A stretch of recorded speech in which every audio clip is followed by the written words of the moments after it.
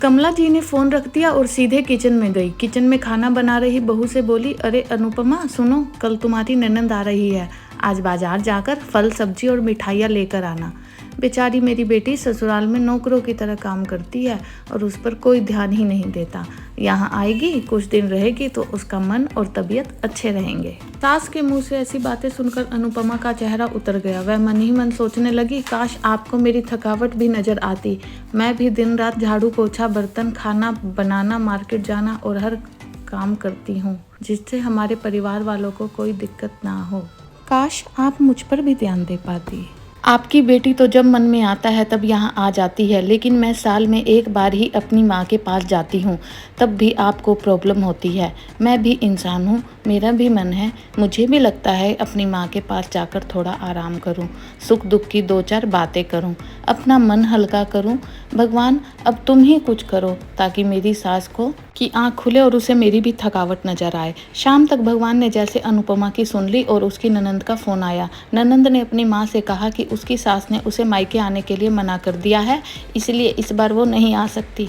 पार्वती जी बोली, ऐसे कैसे मना कर दिया? पहले तो कभी वह तुम्हें आने के लिए नहीं रोकती थी, इस बार भला क्या हो गया? लाओ मेरी बात कराओ उनसे, मैं समझाती हूँ। नम्रता ने फ़ोन अपनी सास के पास दिया। पार्वती जी ने कहा, नमस्कार समधन जी, आपसे कुछ कहना था। समधन जी ने कहा, कहिए। दरअसल नम्रता का कल त्योहार है, इसलिए अपने मायके आना चाहती है, अगर आप उसे भेज दें तो अच्छा रहेगा।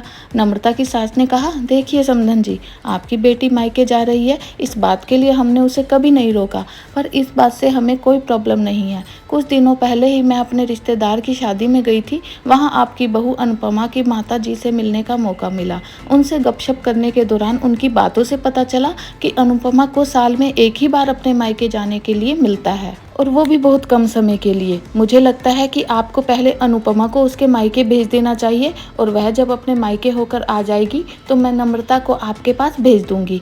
एक बहुत ज़रूरी बात जो मुझे लगता है आपको समझ लेनी चाहिए कि आपको अपनी बहू को भी बेटी की तरह या बेटी से भी ज़्यादा प्यार देना चाहिए। उसे भी मायके जाने के लिए इच्छा होती होगी, और हो सकता है नम्रता के वहाँ जाने की वजह से आप नहीं भेजती होंगी, या फिर वह आपसे कुछ कहने से अभी डरती हो। अगर आप उसको घर में ही कैद रखेंगी तो एक दिन ऐसा आएगा जब वह आपके खिलाफ बोलने लगेगी, फिर वह आपकी सुनेगी भी नहीं और जब चाहे तब मायके जाएगी। ऐसी परिस्थिति आए, इससे अच्छा है कि आप ही कुछ बदलाव अमल में लाएं, जिससे आपका रिश्ता और रिश्ते की मिठास खराब ना हो। पार्वती जी को अपने समधन के हर शब्द में सच्चाई नजर आई। उन्हें महसूस हुआ कि उन्होंने अपनी बेटी के प्यार में अंधे होकर कभी भी अपनी बहू के मन का विचार नहीं किया। उन्होंने हमेशा ही अपनी बेटी को अपनी बहू से ऊपर रखा।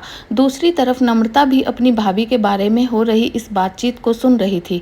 उसने भी रियलाइज किया कि वह कभी भी अपनी भाभी के साथ ठीक से बात नहीं करती, और जब वह अपने मायके जाती है तो भाभी थोड़ी उदास रहती है। पार्वती जी ने अपनी बहू को बुलाया और उसे कहा कि अनुपमा, कुछ दिनों के लिए नम्रता नहीं आने वाली, इसलिए पहले तुम अपने मायके होकर आओ। यह सुनते ही अनुपमा का चेहरा खिल गया, क्योंकि वह पहली बार था कि उसकी सास ने सामने से उसे अपने मायके जाने के लिए कहा था। अगले दिन अनुपमा अपने मायके गई, और इस बार 1-2 दिन नहीं, पूरे 1 हफ्ते भर रहकर आई।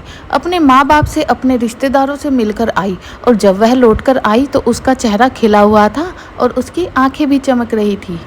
अनुपमा के आने के बाद नम्रता भी अपने मायके आई, और इस बार वो खुद सामने से अपनी भाभी से खुशी खुशी मिली और अच्छे से बात की। नम्रता ने अपनी माँ से बात करके उन्हें भी अच्छे से समझाने में मदद की कि वह कहीं ना कहीं अनुपमा के साथ गलत व्यवहार कर रही है। दूसरी तरफ अनुपमा अपने ससुराल वालों के बदले रवैये से बहुत खुश थी। अब वह खुशी खुशी सबका ध्यान रखती और हर काम प्यार से करती। वह ध्यान रखती कि कोई भी ऐसी बात या काम ना करे जिससे घर में तनाव का माहौल पैदा हो। पार्वती जी अपनी बहू को खुद ही समय समय पर मायके भेज दिया करती। एक छोटे से बदलाव ने सास और बहू, ननंद, भाभी के बीच की कड़वाहट को दूर किया और रिश्तों को और भी ज़्यादा मीठा और मजबूत बना दिया। तो दोस्तों, आपको मेरी ये कहानी कैसी लगी कमेंट सेक्शन में ज़रूर बताइएगा। ऐसी ही और कहानियाँ देखने के लिए मेरे चैनल को ज़रूर सब्सक्राइब कीजिएगा। Thank you so much.